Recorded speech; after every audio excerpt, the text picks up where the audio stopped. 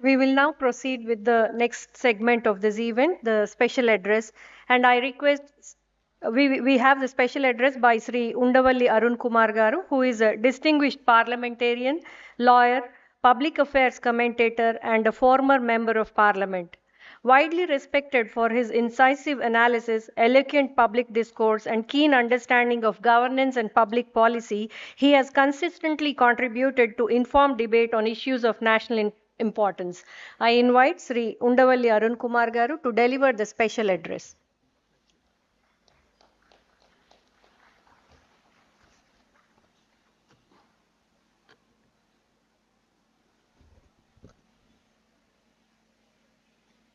తెలుగులోకి వచ్చానండి. ఎవరికి అభ్యంతరం లేదుగా.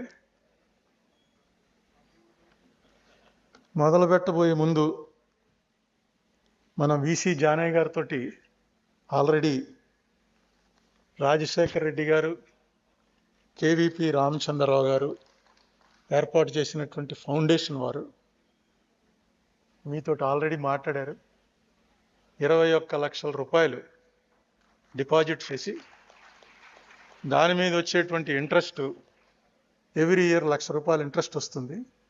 అది అవుట్ స్టాండింగ్ స్టూడెంట్ని సెలెక్ట్ చేసి అగ్రికల్చరల్ యూనివర్సిటీలోనే వారిని ప్రోత్సాహకంగా ఇవ్వాలని ఒక నిర్ణయం తీసుకుని ఇది వీసీ గారికి అందించే అవకాశం నాకు ఇచ్చారు. నేను ఇక్కడికి వస్తున్నానని నాకు ఇచ్చారు.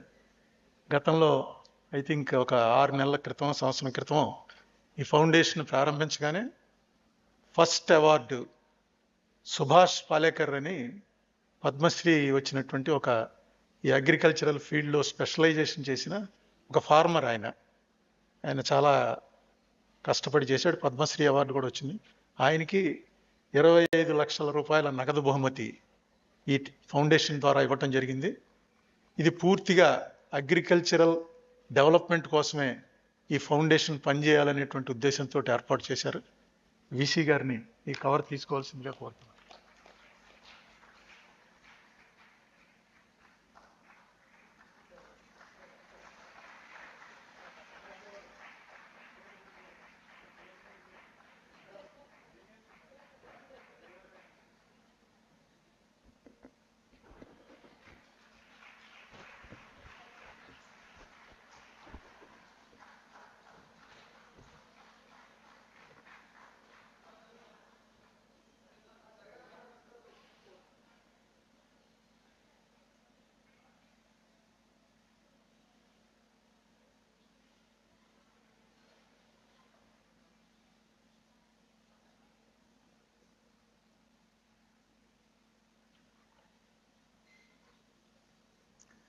ఇది చాలా గొప్ప సమాచారం, గొప్ప విషయం.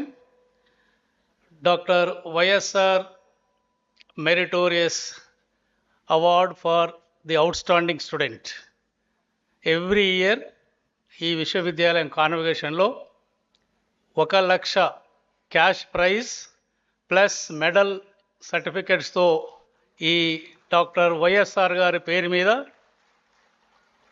ఈ విశ్వవిద్యాలయం ఉన్నంతకాలం ఈ అవార్డు పెడుతూ doctor YSR, doctor KVP foundation వారు 20 లక్షల రూపాయలు ఆల్రెడీ ఎండోర్మెంట్ రూపంలో ఇవ్వటం జరిగింది. దాని మీద వచ్చే ఇంట్రెస్ట్ని ఎవ్రీ ఇయర్ కాన్వకేషన్లో the best outstanding student మొత్తం యూనివర్సిటీ 13 ఖాళీలలో ఇవ్వటం జరుగుతుంది.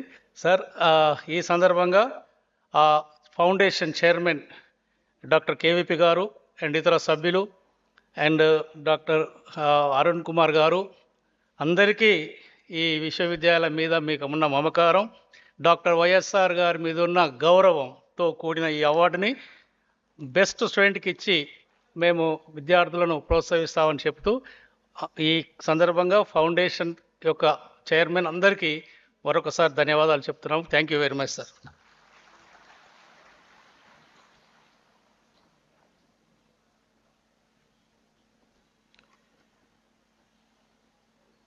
నిజానికి ఈ సమావేశానికి నన్నెందుకు ఆహ్వానించారో నాకు అప్పుడు అర్థం కాలే, ఇప్పుడు అర్థం కాలే.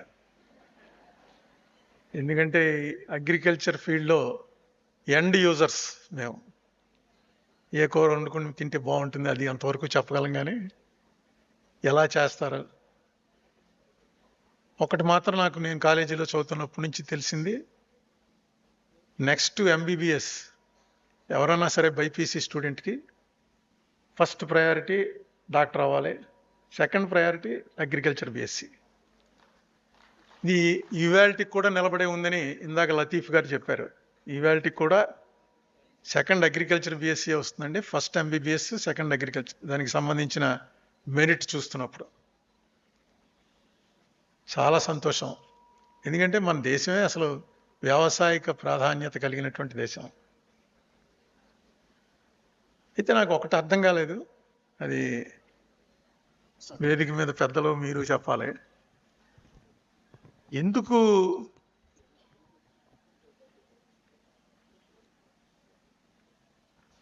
దీని మీద ఆధారపడి దాదాపు 70% ప్రజలు ఇప్పటికీ అగ్రికల్చర్ మీద ఆధారపడి బతుకుతున్నారు. ఎన్ని రకాలుగా డిస్కరేజ్ చేయబడ్డా సరే అదే అన్నం పెడుతోంది, అందులో తేడా లేదు. కానీ రైతుని అన్నదాత ఎందుకు చేశారో నాకు అర్థం అలా. దాత అంటే ఏంటి? ఉత్తినే ఇవ్వడం, దానం చేయడం. అబ్బా రైతుల త్యాగం అండి అంటారు. ముందే కామోస్ అనుకుని త్యాగం చేయాలేమో అనుకుని రైతు అలాగే ఉండిపోతున్నాడు. ఈ అన్నదాత అన్న మాట ఎప్పటి నుంచి వచ్చిందో నాకు తెలియదు, కానీ పూర్వం నా చిన్నప్పుడు వ్యవసాయం చేసేవాళ్ళు 4 ఎకరాల రైతు ఉంటే దాన్ని ఒక 5-6 ఏళ్ళగా అడిగితే అది 10 ఎకరాలో 6 ఎకరాలో ఎంతో కొంత పెంచుతూ ఉండేవారు. 4 ఎకరాల మీద వచ్చే ఆదాయంతో ఇంకో ఎకరం కొన్నామండి, ఇంకో ఎకరం కొన్నామండి. ఇప్పుడే నన్ను తీసుకొచ్చిన లతీఫ్ గారు చెప్పారు, ఏంటండి మీ ఫ్యామిలీని కారులో మాట్లాడుకుంటూ వచ్చాం. వాళ్ళది ఎక్కడో కోదాడ దగ్గర చిన్న విలేజ్లో వాళ్ళ ఫాదర్కి 7 ఎకరాలు ఉండేదిట. ఆయన ఫార్మరు, ఇప్పటికీ ఫార్మరే, దాన్ని పెంచుకుంటూ వచ్చారు. వ్యవసాయం చేసే కొన్నారు, ఇంకే వ్యాపారాలు చేయలే. ఈ సంవత్సరం వ్యవసాయం చేస్తే వచ్చే ఆదాయంతో ఇల్లు గడిచిపోగా, ఇంట్లో శుభకార్యాలు గడిచిపోగా, అన్నీ అయిపోగా మళ్ళీ ఎక్కడో ఒక 10 సెంట్లో 20 సెంట్లో భూమి కొనడం, కలిసి వచ్చే భూమిని కొనడం, 4 ఎకరాలు 7 ఎకరాలు చేయటం. ఈ మధ్య నేను ఎక్కడ వెళ్ళా, ఇళ్ల సైట్లు వేసి అమ్మేయడం, లేకపోతే గవర్నమెంట్ వాళ్ళు తీసేసుకోవటం, ఇలాంటివి వింటున్నాను తప్ప వ్యవసాయం చేస్తూ దాని మీద వచ్చేటువంటి ఆదాయంతో పెరిగిన వాడు, ఆర్థికంగా పెరిగిన వాళ్ళు, ఆస్తులు పెంచుకున్న వాళ్ళు ఉన్నారేమో, కానీ నా దృష్టిలోకి అయితే రాలే. ఎందుకు ఈ పరిస్థితి వచ్చింది అన్నది మీలాంటి సైంటిస్టులే దాని మీద ఆలోచించాలి. ఒక ఎల్లో రెవల్యూషన్ ఒక దాంట్లో మనం అనుకున్న సక్సెస్ సాధించలేకపోయాం, ఇంకా ఇప్పటికి కూడా ఇంపోర్ట్ చేసుకుంటున్నాం అని చెప్పి ఇందాక ఆయన లతీఫ్ చెప్తే నేను అడిగాను, ఎల్లో రెవల్యూషన్ అంటే ఏంటండి? మాకు తెలీదు. నాకు వైట్ రెవల్యూషన్ తెలుసు, ఎందుకంటే పాల కోసం సమ్మర్ వచ్చేటప్పుడు క్యూలో నిలబడేవాళ్ళం. పాల బూతుల దగ్గర, లేకపోతే గేదె పాలు పిండేవాడు ఇంటి బయటో. దీని ఉండేవి కాదు పాలు, చాలా టైటు, పాల పొడికి టైటు. ఇవన్నీ చూసాం మేము. బియ్యం దొరికేవి కావు. లాల్ బహదూర్ శాస్త్రి గారు 65లో వార్ టైంలో సోమవారం సాయంత్రం భోజనం మానేయండి అన్నాడు. ఇదేంటిది భోజనం మానేడు? అక్కడ వారికి సహకారం చేయడానికి ఇక్కడ భోజనం మానేయడం ఏంటి? మాకు అర్థమయ్యేది కాదు, చిన్నపిల్లలం. అంటే అప్పుడు ఇళ్లలో చెప్పారు, ఈ భోజనం మానేస్తే ఎంత మిగులుతుందిరా, ఈ మిగిలిందంతా కూడా లేని వాళ్ళకి పెట్టచ్చు, ముందు with in the country control అవుతుంది. అవేళ మన పరిస్థితి అది. ఒక పూట మీరు భోజనం మానితే తప్ప దేశానికి అన్నం పెట్టలేని పరిస్థితిలో ఉన్నాం మనం. ఈవేళ ఏమో ఆవిడ చెప్తుంటేనే ఆశ్చర్యపోయాను, 60 మిలియన్ టన్నులు ఉండిపోయి ఎలకలు తినేసినవి, ఏం తినేసినవి, ఎక్కడ పోతుంది, ఎవరికి ఇవ్వాలి, దీన్ని ఏం చేయాలి తెలియక, పోనీ ఇంకా గొడవలు కట్టిద్దామంటే అదో పెద్ద స్కాము, గొడవల స్కాము. ఏం చేయాలో తెలియని పరిస్థితిలోకి వచ్చేసింది. ఇది సక్సెస్ ఆఫ్ రెవల్యూషన్ అంటే. ఇది ఇందిరాగాంధీ ఎందుకు చేయగలిగింది? ఎవరో ఆ టైంలో ఎవరు ఉంటే వాళ్ళు చేసేవారులండి అని అనుకుంటాం, ప్రధానమంత్రిది ఏముందండి అని. కానీ ఇందాక ఆవిడ స్వామినాథన్ గారు అమ్మాయి ఒక మాట చెప్తుంటే నేను ఆశ్చర్యపోయాను, ఎప్పుడు వినలా. ఎందుకంటే మనందరం కూడా యుఎస్ఏ వర్సెస్ వియత్నాం వార్ విన్నాం. 30 సంవత్సరాలు గడిచినట్టుంది, 30 సంవత్సరాలు నడిచిందేమో వారు. అది ముగియలే, అసలు దానికి ముగింపు లేదు. యునైటెడ్ స్టేట్స్ ఆఫ్ అమెరికాలోనే పెద్ద వ్యతిరేకత రావటం వల్ల ఇంకా వాళ్ళు ఆపేయవలసి వచ్చింది తప్ప అలా జరుగుతూనే ఉంది. ఇంకా అసలు వియత్నాం అన్నవాడు, వియత్నమీస్ అనేవాడిని లాస్ట్ వాడిని చంపేసే వరకు అమెరికా వాళ్ళు ఆపర్రా అని ప్రపంచం అంతా అనుకున్నారు. అదొక భయంకరమైన సిద్ధాంతపరమైన వారు, అందులో అన్నీ కలిసి ఉన్నాయి. అటువంటి టైంలో, ఆ వారు పీక్లో ఉన్న టైంలో మనకి ఇండియాలో తినడానికి తిండి లేదు కాబట్టి అమెరికా వాళ్ళ PL-480 పంపుతుండేవారు ఫ్రీగా. గోధుమలు, బియ్యం ఏదో వస్తే మనం అది ఇంపోర్ట్ చేసుకుంటే కానీ మనకి అక్కడ తిండి గడిచేది కాదు. ఈ లోపల ఇందిరాగాంధీకి వియత్నాంకి సాయం చేయాలనిపించిందిట. వాళ్ళు అడిగారు, మా పరిస్థితి అస్సలు బాగోలేదు, ఏమన్నా సాయం చేయండి అని. ఏం చేయాలి ఆలోచించి ఆ స్వామినాథన్ గారిని వాళ్ళని పిలిచి మన దగ్గర ఉన్నటువంటి ఈ బియ్యం నిల్వలు ఇవన్నీ కూడా వియత్నాం పంపించండి, వాళ్ళు కష్టంలో ఉన్నారు మన అడిగారంటే, ఎక్కడమ్మా మనకి సర్ప్లస్ స్టేట్ పంజాబ్ ఒకటే ఉంది. పంజాబ్ దగ్గర ఏమీ సముద్రం లేదు. సముద్రం తీసుకురావాలంటే నెల 2 నెలలు ట్రాన్స్పోర్ట్ చేసి తీసుకొచ్చి అప్పుడు షిప్మెంట్ చేయించి పంపించాలి. టైం వాళ్ళు అడిగిన టైం అయిపోతున్నప్పటికి చాలామంది చచ్చిపోతారు తిండిలేక. ఏం చేయాలి? అర్జెంటుగా చేయాలి. ఏం చేయాలి అని ఆలోచించింది. ఎవరో చెప్పారు నాలాటాడు, అమ్మా అమెరికా షిప్ వస్తుంది కదా మనకి, 480 షిప్, వాళ్ళు మనకి దానం చేస్తున్నారు, ఆ దానం మనకు వస్తుందని. అమెరికా వియత్నాం పేరు చెప్తే మధ్యలో అగ్గి రాజుకునేంత తీవ్రమైనటువంటి మనస్పర్ధల్లో ఉన్నారు. తీవ్రమైనటువంటి ఆ 2 దేశాలు, అది మనలో పెద్దవాళ్ళందరికీ తెలుసు. వియత్నాం వారు అమెరికా నుంచి ఇండియాకు వస్తున్నటువంటి 480ని వియత్నాంకి డైవర్ట్ చేసిందిట. ఎవరన్నా చేయగలరంటే దమ్ము? నేను ఇందాక ఆవిడ చెప్పే వరకు నాకు తెలియదు, ఇప్పుడు అదే అడుగుతున్నాను ఆవిడని, ఎప్పుడు జరిగింది ఏంటిది అని అడిగి. లీడర్ అంటే అలా ఉండాలి. ఒకసారి నువ్వు మాకు ఇచ్చేసాక అది మాదేరా, మేము ఇష్టం వచ్చినట్టు చేసుకుంటాం. ఏంటి నువ్వు పట్టుకెళ్ళి నా శత్రువుకి ఇస్తావా? వాడిని అసలు పూర్తిగా చంపేయాలని నేను చూస్తుంటే వాడికి మళ్ళీ అన్నం పెడతావా నువ్వు అని వాళ్ళు అడిగే ధైర్యం లేదు వాళ్ళకి. ఎందుకంటే ఇండియాకి ఆనాడు ఈనాడు ఏనాడు కూడా ఇండియా అనేటప్పటికి it's an intellectual country. India అన్నదే ఈ దేశానికి అన్నీ నేర్పింది, ఈ ప్రపంచానికి అన్నీ నేర్పింది ఎవర్రా అంటే ఇండియన్సే. అదే మన ఇప్పుడు చెప్తున్నారా సనాతన సాంప్రదాయం. సనాతన సాంప్రదాయం అంటే గోచి కట్టుకుని వెళ్ళాలా, పూజకి లుంగి కట్టుకుని వెళ్ళాలా, ఇవి కాదండి. మన సనాతన సాంప్రదాయం ఏంటంటే ఈ ప్రపంచానికి వెలుగిచ్చినటువంటిది. ఏ ఫీల్డ్లో చూసుకున్నా సరే ఇక్కడి నుంచే మనం వెలిగించాం, ఈ వెలుగు ద్వారానే అందరూ కొంచెం మనకన్నా దాటిపోయి ఉండొచ్చు, అది వేరే విషయం, కానీ ఇక్కడి నుంచే ప్రారంభమైంది. అది మనకు ఎక్కడ తెలుస్తుందంటే ఆ మనిషి నిటారుగా నిలబడడంలోనే తెలుస్తుందండి. నిజంగా నేను ఈ విషయం వీడు చెప్పేవరకు ఇందిరాగాంధీ గురించి చాలా కథలు విన్నాం. మనం మాలాంటి వాళ్ళు అయితే చూసాం, ఇందిరాగాంధీని చూసాం.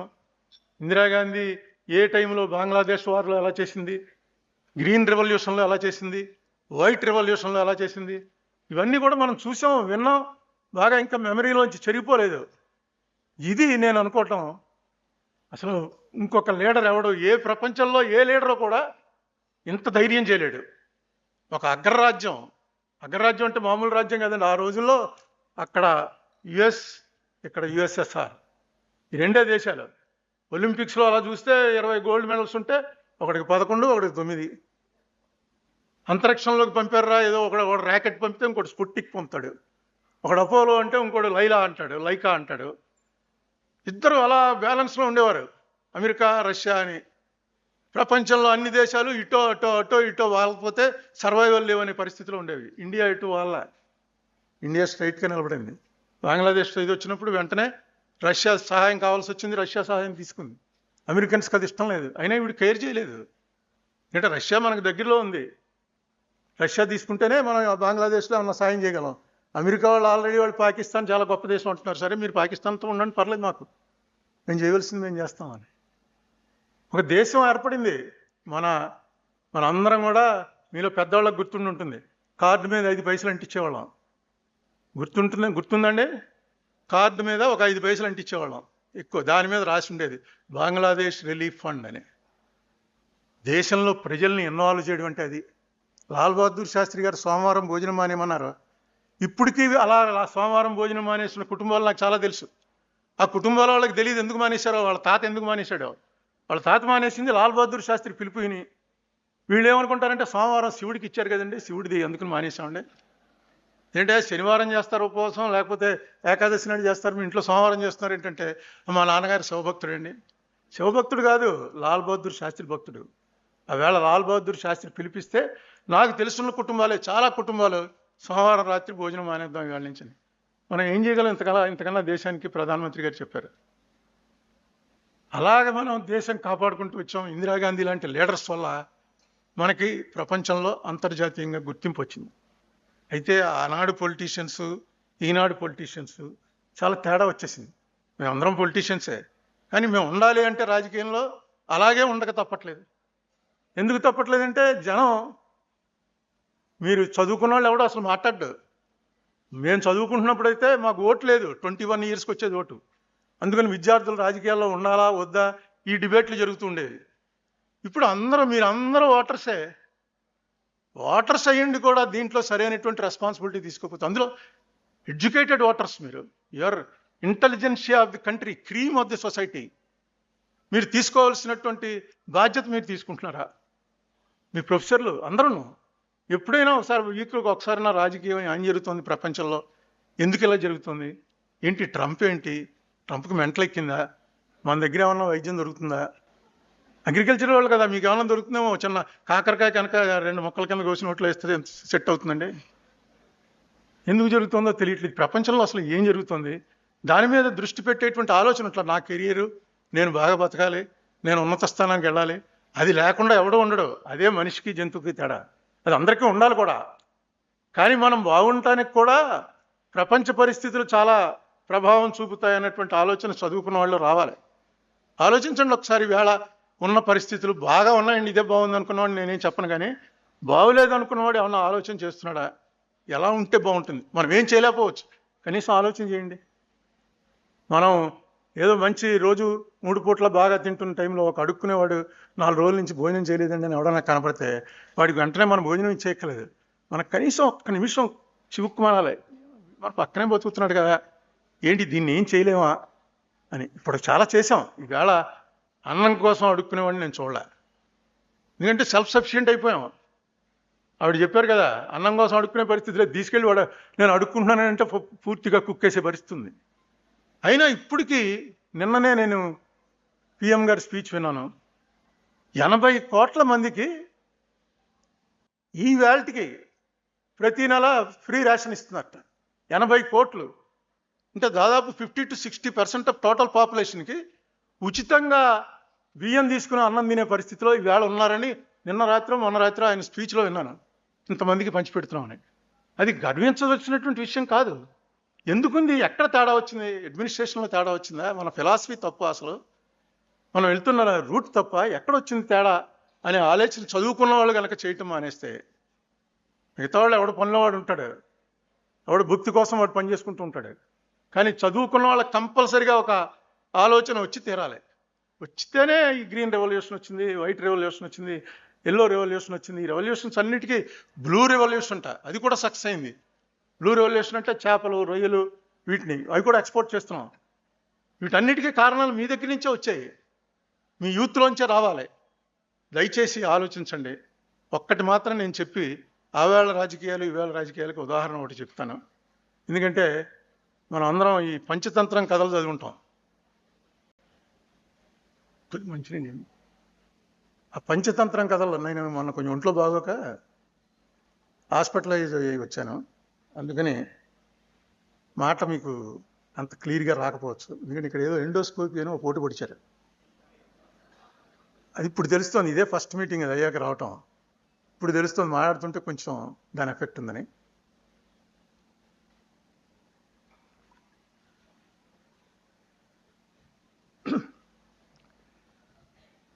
మనకి ఒక కథ, పంచతంత్రం కథ బాగా తెలుసున్న కథ ఏంటంటే, ఒక రాజుగారి దగ్గరికి ఒక కేసు వచ్చింది. అప్పుడు కోర్టులు ఉండేవి కాదు, సుదర్శన్ రెడ్డి గారికి పని ఉండేది కాదు. అప్పుడు రాజుగారే కోర్టులోకి ఒక ఇద్దరు వచ్చారు. వాళ్ళకి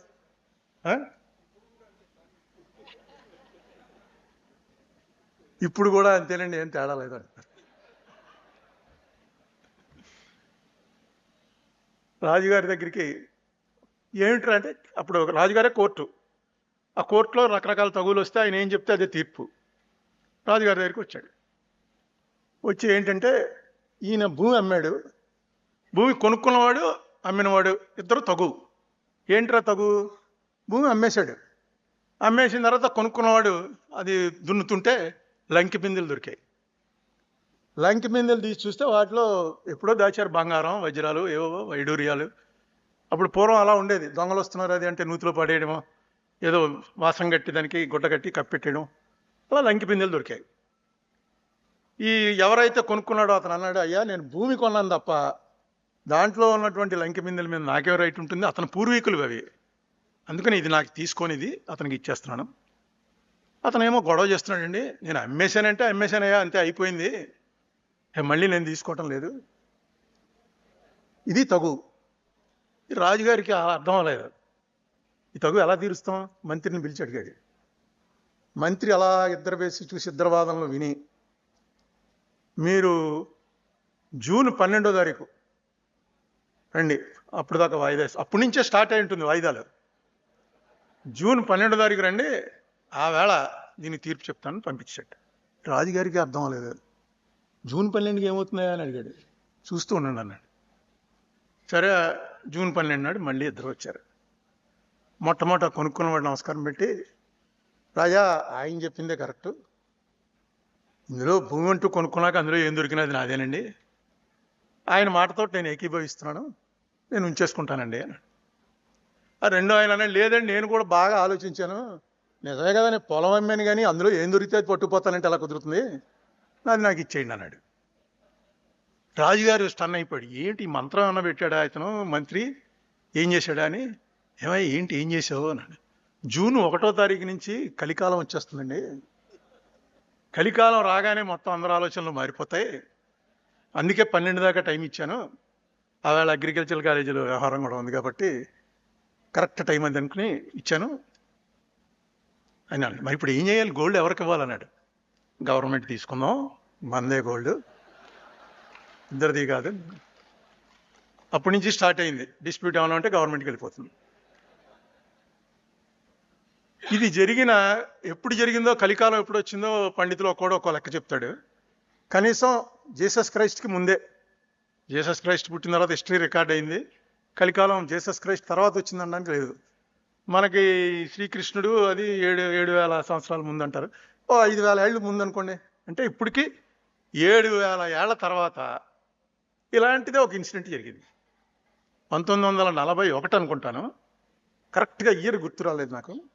1941లో మన స్టేటు ఆంధ్రప్రదేశ్ కూడా, నిజాం అయితే నిజాం రూల్డ్, ఆంధ్రప్రదేశ్ మేమున్న రాజమండ్రి ఇవన్నీ కూడా మెడ్రాస్ రూల్డ్. ఇప్పుడు మెడ్రాసే క్యాపిటల్, మెడ్రాస్లోనే ఆంధ్ర కొంత, కర్ణాటక కొంత, కేరళ కొంత, ఇవన్నీ కలిపి మెడ్రాస్ స్టేట్ అనేవారు. ఆ స్టేట్ ఉండేది. ఉన్న టైంలో ఫ్రీడమ్ ఫైటర్స్ అంతా మెడ్రాస్లో చాలా, మన తెలుగు వాళ్ళు అక్కడే ఉండేవారు, జరుగుతూ ఉండేది పెద్ద యాక్టివిటీ. కామరాజు నాడార్ అని ఒక ఆయన ఉండేవాడు, మీరందరూ పేరు వినే ఉంటారు, ఆయన తర్వాత చీఫ్ మినిస్టర్ చేశాడు. చాలా, ఆయనకి తమిళ్ తప్ప ఇంకో భాష రాదు, ఆయన పెళ్లి చేసుకోలేదు, ఆయన ఫ్రీడమ్ ఫైటరు, గాంధీవాది, కాంగ్రెస్లో చాలా యాక్టివ్. అప్పుడు ఆ రోజుల్లో ఈ కోర్టులకు తీసుకెళ్ళటం, శిక్షలు వేయటం అదే ఉండేది కాదు, ఇంటికి వచ్చి తీసుకెళ్ళిపోయేవారు డైరెక్ట్గా జైలుకి.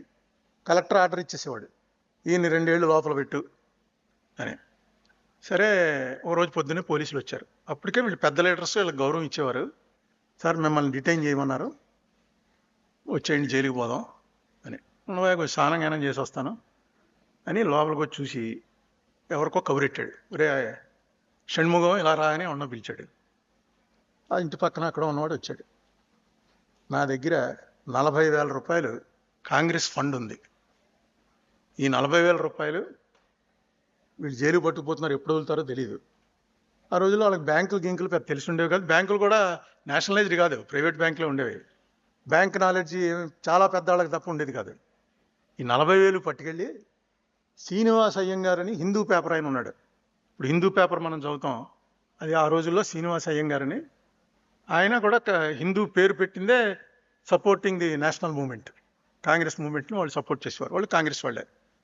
ఆయనకి పట్టుకెళ్ళి ఇచ్చి ఇలా కామరాజుని జైలు పట్టిపోయారండి, వచ్చి తీసుకుంటాను అన్నాడు, కాంగ్రెస్ ఫండ్ అండి ఇది, పట్టుకెళ్ళి ఆయనకి ఇచ్చేయి అన్నాడు. కుర్రాడు సరే పట్టుకెళ్ళాడు, ఆయనకి ఇచ్చేశాడు. ఈయన జైలు పట్టుకుపోయాడు. ఈయన జైల్లో 2 ఏళ్ళో 3 ఏళ్ళో ఉన్నాడు. తర్వాత వదిలేశారు. వదిలేశాక ఇంటికి వచ్చేసాడు. వస్తే కాంగ్రెస్ వాళ్ళు అందరూ వచ్చారు, పెద్ద లీడర్ కదా, మనం మీటింగ్ పెట్టాలండి, మీరు వచ్చినందుకు ఏదో మీటింగ్ పెట్టి ఒక మెసేజ్ ఇవ్వాలి. సరే తప్పకుండా ఇద్దామని ఎవరినో పిలిచి, ఎవరే ఒక్కసారి ఆ శ్రీనివాస్ అయ్యంగారి దగ్గరికి వెళ్ళి, నేను డబ్బులు ఇచ్చాను 40,000, ఆ 40,000లో ఒక 5,000 రూపాయలు అడిగి పట్టరా అన్నట్టు. అలాగే సార్ అని శ్రీనివాస్ అయ్యంగారి దగ్గరికి వెళ్ళి, శ్రీనివాస్ అయ్యంగారు అవునవును 5,000 మొన్నాడా అని, పెద్ద ఆయన అందరూ రెడీగా ఉంటుంది అనుకుంటా, 5,000 ఇచ్చి కామరాజు నాడార్ని ఒకసారి రమ్మను, ఆ భూమి విషయం, డబ్బు విషయం మాట్లాడాలి అన్నాడు. ఈయన వెళ్ళి ఇచ్చి, ఏమన్నా మిమ్మల్ని ఒకసారి ఖాళీ ఉన్నప్పుడు రమ్మన్నాడు, ఏదో మాట్లాడాలంటే డబ్బుల విషయం మాట్లాడడానికి ఏముంది, 40,000 ఇచ్చాం, 5,000 వెనక్కి ఇచ్చాడు, 35,000 రావాలి. దీంట్లో మాట్లాడినప్పుడు ఫోన్లు గీళ్ళు లేవు, మాట్లాడడానికి ఏముంటుంది అనుకున్నాడు కామరాజు నాయుడు. సరే ఆ వారం రోజులకో ఎప్పుడో వెళ్ళాడు. ఏమన్నా నన్ను మాట్లాడడానికి రమ్మన్నట్టని. రావా కామరాజు, నీది మంచి చెయ్యి, చాలా బలమైన చెయ్యి, నీ లక్ చాలా బాగుంది, నువ్వు ఆ డబ్బు ఇచ్చావు, అది ఎక్కడ ఉంచుతామని చెప్పి భూమి ఒకటి కొన్నాను, అది ఈవేళ అమ్మితే 6 లక్షలు వస్తుంది, ఇంకా ఆగితే 10 లక్షలు అవ్వచ్చు, 10 మౌంట్ రోడ్లో 10 అవ్వచ్చు, 15 అవ్వచ్చు. అందుకని ఏం చేద్దాం, అది ఇప్పుడు అమ్మేసి 6 లక్షలు తీసుకుంటావా, లేకపోతే ఆగి 10 లక్షలు పెరుగుతుంది చూద్దామంటా అంటే కామరాజు నాయుడు, అయ్యా మీరు పెద్దవాళ్ళు, చదువుకున్న వాళ్ళు, వ్యాపారం తెలిసిన వాళ్ళు, నాకెందుకు, నా 40,000 నాకు ఇచ్చేయండి, 35,000 వస్తుంది, ఇంకా ఆ 35,000 నాకు ఇచ్చేయండి, నేను మళ్ళీ పార్టీకి లెక్కలు చెప్పుకోవాలి, ఎక్కడ కూడా అండి బాబు, నన్ను ఇలాంటి వాటిలో ఇన్వాల్వ్ చేయకండి అన్నాడు. అంటే ఆయన అన్నాడు, అంటే నీ డబ్బులతో వ్యాపారం చేసి ఆ డబ్బు నన్ను తీసుకోమంటావా, నీకు ఎలా కనబడుతున్నాయా నేను,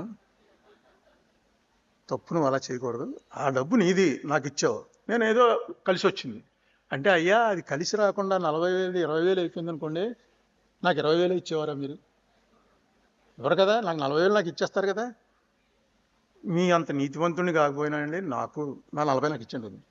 మొండివాడు Kamaraju Nadar.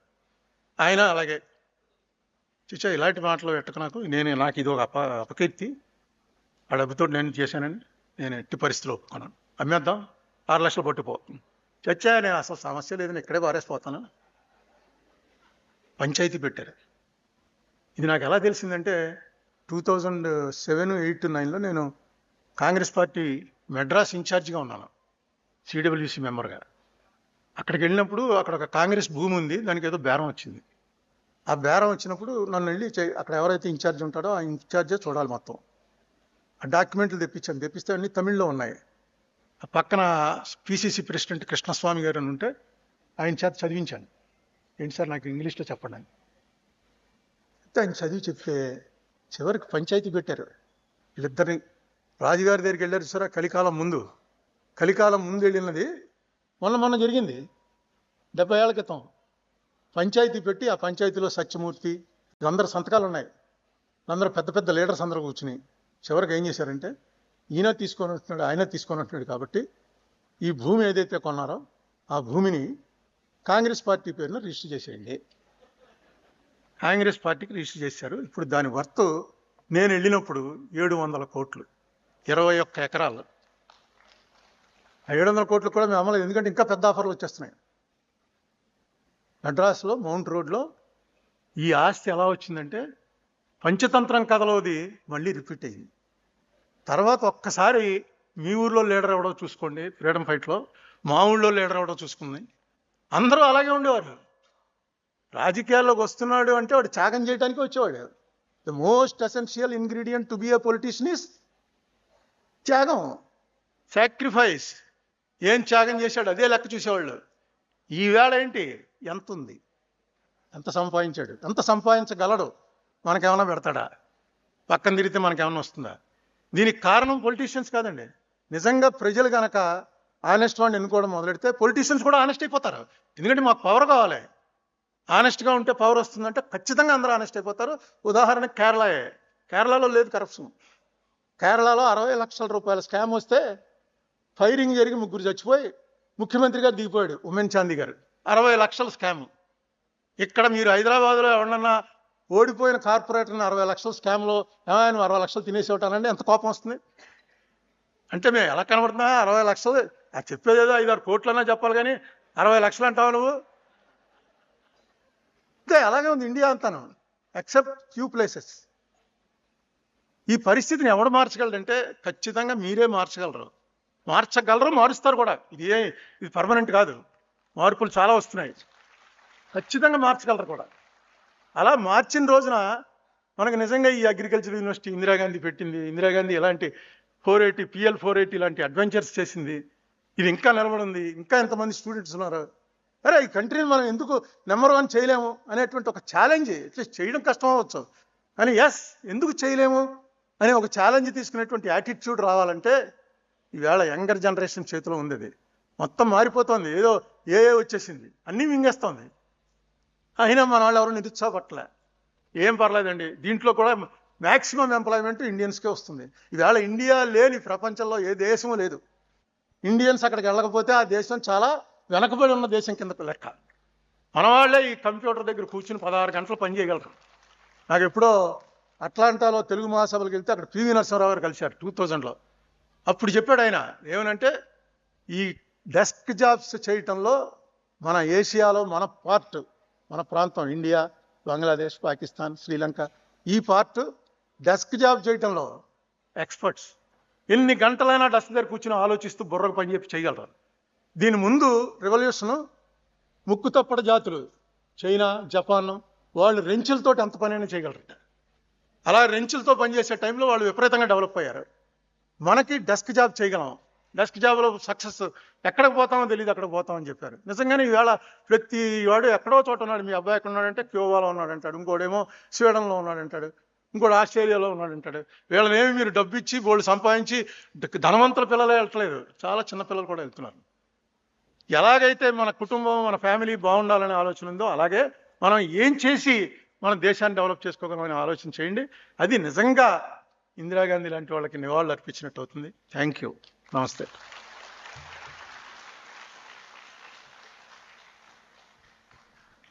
Thank you very much, sir, for your address and announcement about the YSR Meritorious Award for Outstanding Student of the University. Sir, though you are not directly related to agriculture, your reflections on food scarcity, visionary leadership, India's intellectual capability, and the stories of fasting dynamics, Panchatantra stories depicting diplomacy, public policy, governance, development, and importance of integrity have provided very valuable perspectives and enriched the deliberations of this seminar. We sincerely thank you, sir, for sharing your experiences, and thank you.